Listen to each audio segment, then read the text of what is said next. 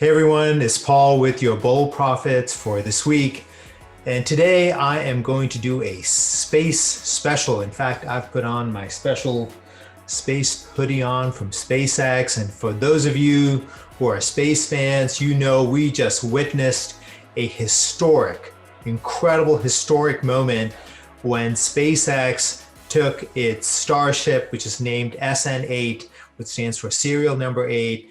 And this is this 8-story-foot Starship that's got like engines that are incredibly powerful and that is designed to take us into outer space and then eventually to be able to jet to Mars, land on Mars, and then return. And they sent this rocket up as a test, and this rocket was supposed to test these things that were previously unthinkable in terms of actually doing. In other words, this huge, massive rocket went up to about 12.5 kilometers, and then it belly flopped, flew back, and then attempted to land back from where it took off.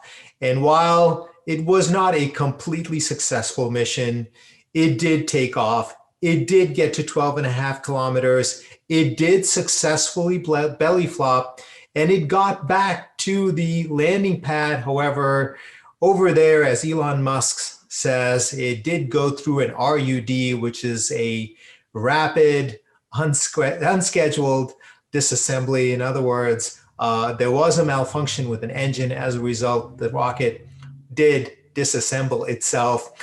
Anyway, my point in bringing this up is that I've told you as part of my 2021 predictions that I believe that 2021 is the year where you are going to see tangible signs of a brand new industry that is going to start forming.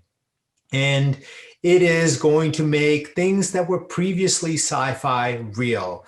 Things like lunar colonies, things like space hotels, space tourism, and also the first real sign like this SN8 getting to 12.5 kilometers, belly flopping, being able to come back, show that the United States, human beings as a species, we now have the technical capability to go to Mars, to go there and put our colony on Mars, to start to make plans to live there, to make our species interplanetary, which was Elon Musk's goal in starting SpaceX. And this is about investing ultimately. And so while I'm a space fan and I love space, always have, and there is something very simple about space, looking up to the stars. And I believe that most people are naturally interested in space. And also most people very naturally think, well, Paul, if 2021 is going to be the year where there's going to be tangible signs of us going into space, are there some ways that we can invest in it? Because as many of you may know, SpaceX is still a private company. It's valued at $45 billion in the private markets. Nonetheless, it's a private company, and we are unable to invest in it. And many of the other companies that are bringing up the new wave of space, they are also mostly private. However, it does mean that you can invest in space that is really benefiting from these new wave of companies if you think a little bit more broadly and think, what are the critical technologies that are allowing us to do these amazing, incredible, phenomenal things? And I would tell you that if you're tracking what SpaceX is doing, or what Relativity Space is doing, or what Rocket Labs is doing, or what Momentous Space is doing, these are all new wave space companies that are really forming the new way that we approach space. Well, there's some critical technologies that you can invest in that are facilitating this new wave of space, this new incredible industry that is just forming right now. You can get in on it.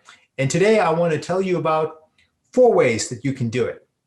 Now, you know that I've been telling you for some time that I believe that 3D printing is in many ways the heart of what is going on today. The fourth industrial revolution.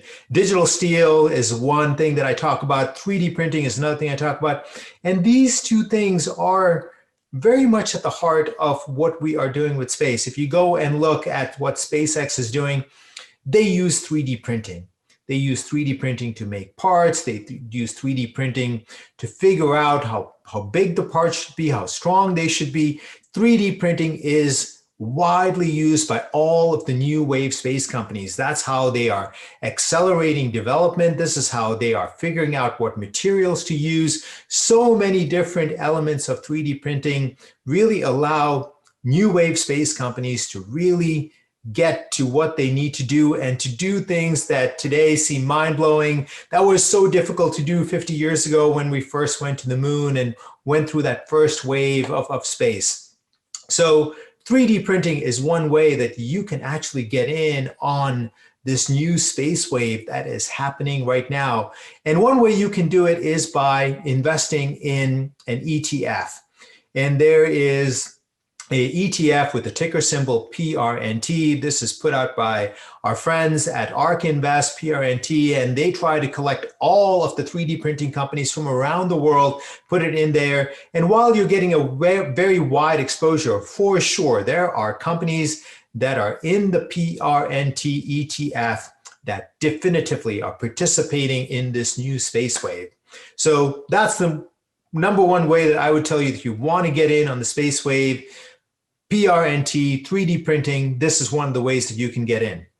Now, I mentioned earlier that digital steel, semiconductors, all of the rockets that are going up, all of the spaceships that are going up, they're filled with sensors. They're filled with chips. They measure, they monitor, they track, they're communicating in real time to obviously other computers that are in the rockets, in the spaceships, to various space stations to communicate information as to what is going on, what is happening. Obviously, video, all of these things are going on through the use of semiconductors. And so while semiconductors are used obviously for all of the other megatrends that I keep telling you about, Internet of Things, artificial intelligence, blockchain, all of these other things, it is also absolutely incredibly critical to space. And that's the second way that you can benefit. You can buy into chip companies that you know are being used by all of these new wave space companies. And an easy way to get exposure to that is to buy into an ETF. And I've been recommending this ETF for a long time. It has the ticker symbol SMH, and it's got pretty much every semiconductor company, every sensor company, every chip company, whatever you want to call it, from around the world in it. And it's an easy way to sort of get broad exposure to what I believe is going to be a huge, major industry that is going to end up buying a lot of chips from the companies that are going to be in this ETF. So that's the second way. The first one, as I mentioned, was 3D printing. The second one is semiconductors. Now, the third one is something that actually I've never really talked about, which is cloud computing. If you think about what it takes to go into space, well, it's a lot of information. It's a lot of data. You've got to have a lot of things under control. If you ever watch a SpaceX launch, you'll see that the computers take over the launch at about the 1 minute mark. And the computers are the ones that are making the decisions in terms of should we launch? Should we abort the launch? What should we do? Are all the systems okay? It's computers that are doing that. And that is based obviously on chips. However, it's also based on a lot of accumulated data and forming various algorithms, various pieces of information that help make those decisions in real time. In other words, it's all there. If something is going on, if an engine is misfiring, there's something that's going on that is in any way wrong, the computer sees it, knows it in real time, is able to know the value of that particular piece of data, fit it against the information that's known, and make decisions in real time. And that means cloud computing is a very large natural part of what is going to be the space economy. The space industry is going to be huge. And so one way that you can participate in space by getting, again, broad exposure to these cloud computing companies is you can buy an ETF with the ticker symbol SKYY. And this again has a broad exposure to a lot of different big data, a lot of cloud computing companies, which are similar to big data, and then which are also similar to artificial intelligence, which is very much a part of cloud computing, which is very much a part of the space economy and the new wave wave of companies that are coming, that are participating and creating really what is going on. So that's the third way. Cloud computing is another way for you to get exposure to the space industry that I believe is going to be huge. Now, the fourth one is one that the vast majority of people would probably say, well, I don't know, because most people would never think about it. However, if you watch what SpaceX is doing, and they do a lot of their manufacturing out in the open, go on YouTube and you can see that there are a number of live cams that are focused on the SpaceX campus, which is in Boca Chica, Texas. And they just focused on what looks like an industrial sort of harbor plant. In other words, you see these rockets being made outdoors and people looking at it in real time. Everything can be seen. However, when you look at that, you should see that the space industry, the space opportunity is going to run through the industrial sector of our country, of our economy. In other words, there's many aspects of space that require the industrial economy to fire, whether it be the use really of old manufacturing techniques to some extent, combined with things like 3D printing and the use of sensors and artificial intelligence and cloud computing and big data, all of these things put together. However, there's many aspects of space that also require electrical wiring, simple things that we know how to do. However, with space, we have to do them very precisely, very perfectly, and they've got to be done in such a way so that all systems work absolutely perfectly in very, very foreign environments, which means that the industrial companies today do have to innovate. They do have to change. They have to come up with new ways to do things. And that, I believe, is going to create a renaissance in industrial manufacturing in this country. And so that is the fourth way to get in on what I believe is a massive, enormous, gigantic, monstrous space opportunity. And you can do that by buying into another ETF, XLI. This is the S&P 500 Industrials ETF. Once again, it gives you broad exposure to a lot of industrial companies, some of whom are for sure participating in the space economy already.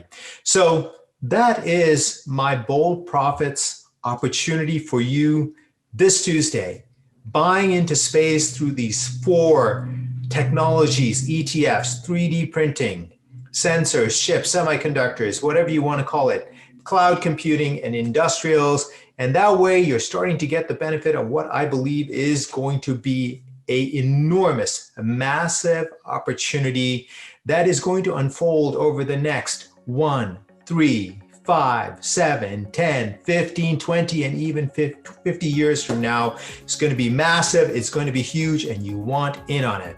All right, as usual, if you like the content on this channel, make sure to give this video a thumbs up. Also, if you hit that bell, it will tell you every time we put up something new. And of course, comment below. Did you watch SN8 go up? Are you an investor in the new space economy that is unfolding right now? All right, now I'll have another video for you next week. Until then, this is Paul saying bye.